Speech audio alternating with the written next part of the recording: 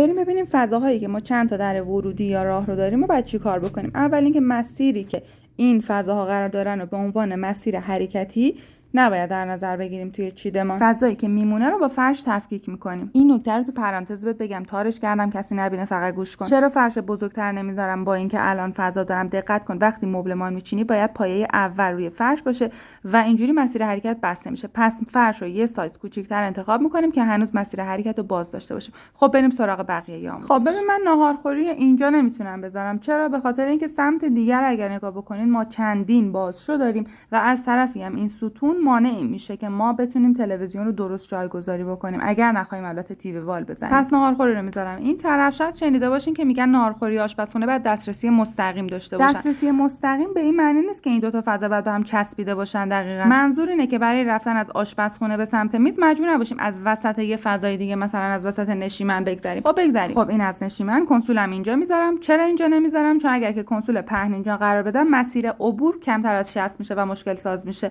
بین دو تا فضای کاربری هم میتونم یه آباژور بلند ایستاده بذارم. سالن هایی که بین 40 تا 55 متر متراژ دارن و میتونه اینجوری چیدمان بکنی، یا به عبارت ابعاد 6 در 7 یا 6.5 در 8 داشته باشن. خب اینم از این.